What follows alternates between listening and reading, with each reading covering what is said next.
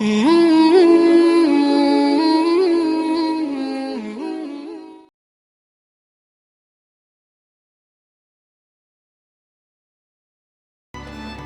واقعہ امیرُ المومنین حضرت عمر بن عبدالعزیز رحمۃ اللہ علیہ کے دور کا ہی نہیں بلکہ مسلمانوں کے خلیفہ یعنی عمر بن عبدالعزیز رحمۃ اللہ علیہ کے اپنے گھر کا ہے۔ ایک دن آپ رحمۃ اللہ علیہ کے گھر کے صحن میں آپ کا کمسن بیٹا کھڑا رو رہا تھا۔ بچے کی ماں خلیفہ کی بیوی نے سوچا شاید بچے کو بھوک ستا رہی ہے، اس نے اسے سینہ سے لگایا، اندر لے آئی، پیار کیا اور کھانا دیا، لیکن بچہ چپ نہ ہوا اور اس کی حالت بددستور وہی رہی۔ تو ماں کا دل بچے کی اس حالت پر تڑپ اٹھا۔ اس نے بڑی محبت اور شفقت کے ساتھ بچے سے رونے کا سبب پوچھا۔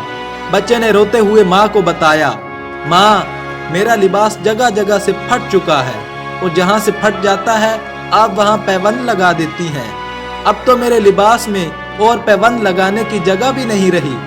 مدرسے میں میرے سارے ساتھی اچھے کپڑوں میں آتے ہیں، وہ میرا مذاق اڑاتے ہوئے کہتے ہیں تم خلیفہ کے بیٹے ہو کر بھی ایسے حلیے میں مدرسے آتے ہو۔ ماں ننھے بچے کی یہ بات سن کر بہت رنجیدہ ہوئی۔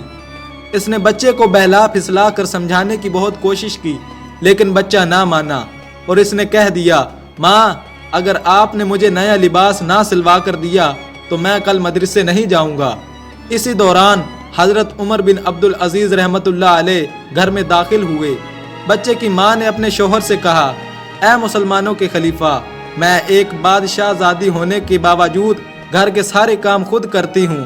میں نے روکھا پھیکا کھا کر آپ رحمۃ اللہ علیہ کے ساتھ گزارا کیا ہے، ہمیشہ آپ کی اطاعت کی ہے، آپ کے حکم پر اپنی دولت جائیداد اور زیورات بیت المال میں جمع کرا دیے، آپ سے کبھی کوئی فرمائش نہیں کی، لیکن میں یہ برداشت نہیں کر سکتی کہ میرے لخت جگر کو مدرسے میں اپنے پھٹے پرانے لباس کی وجہ سے شرمندہ ہونا پڑے، لہٰذا آپ آج ہی میرے بیٹے کے لیے ایک نئے لباس کا انتظام کریں۔ حضرت عمر بن عبدالعزیز رحمۃ اللہ علیہ کے دل پر بیوی کی ان باتوں کا گہرا اثر ہوا۔ وہ بھی اپنے بچے کو نیا لباس دلوانا چاہتے تھے، لیکن ان کی جیب میں پھوٹی کوڑی تک نہ تھی۔ چنانچہ آپ نے بیوی سے کاغذ قلم منگوایا اور بیت المال کے وزیر کو ایک رکا لکھ کر بھیجا کہ میرے اگلے ماہ کی تنخواہ میں سے کچھ رقم پیشگی دے دو، اگلے ماہ تنخواہ سے کاٹ لینا۔ کچھ دیر بعد بیت المال کے وزیر کا جوابی خط ملا جس میں لکھا تھا، اے خلیفہ، آپ اس بات کی کیسے ضمانت دیں گے کہ آپ اگلے مہینے تک زندہ رہیں گے اور خلیفہ کے منصب پر فائز بھی رہیں گے۔ عمر بن عبدالعزیز رحمۃ اللہ علیہ یہ سب پڑھ کر خاموش ہو گئے، بھلا وہ اس کی ضمانت کیسے دے سکتے تھے؟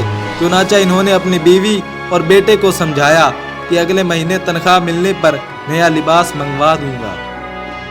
ایک عظیم مسلمان حکمران کے حالات زندگی، سادگی اور دیانت، کیا ہم اپنے آج کے حکمرانوں سے اس کی توقع کر سکتے ہیں؟